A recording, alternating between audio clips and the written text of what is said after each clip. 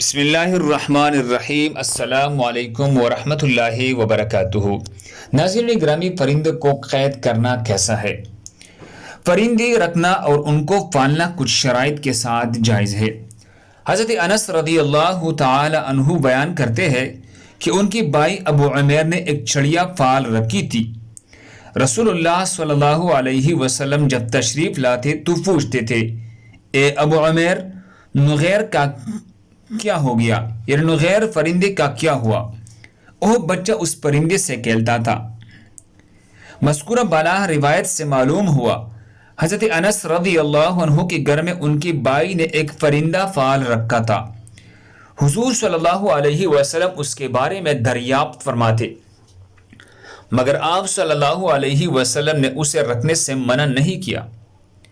معلوم ہوا کہ پرندوں کو گھر میں پالنے کی اجازت ہے۔ حافظ ابن حجر اسقلانی رحمہ اللہ فرماتے ہیں، اس کا ترجمہ یہ ہے، اس حدیث سے پرندے کو پنجرے وغیرہ میں بند کرنے کے جواز پر دلیل ملتی ہے۔ پرندے کو رکھنے والے پر واجب ہے کہ اس کے کانے وغیرہ کا خصوصی اہتمام کرے، یعنی اس کو کانا دے، لیکن اس کے ساتھ ضروری شرط یہ ہے کہ ان جانوروں کے حقوق کا خیال رکھا جائے اور ان کے حق تلفی نہ کی جائے، کیونکہ ان کو خوراک مہیا نہ کرنا بہت بڑا گناہ ہے۔ نبی صلی اللہ علیہ وسلم نے فرمایا ہے، ایک عورت صرف اسی لیے جہنم میں چلی گئی کہ اس نے ایک بلی باندھ رکھی تھی، لیکن اسے نہ تو کانا کھلایا نہ ہی اسے زمین میں کھلا چھوڑ دیا کہ وہ حشرات الارض سے پیٹ بھر لے۔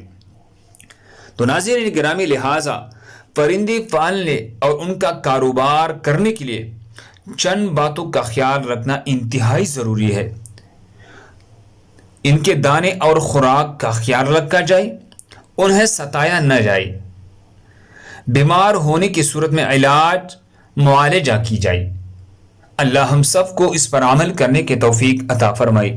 دوسرے مسلمانوں کے فائدے کے لیے آگے ضرور شیئر کریں۔ جزاکم اللہ۔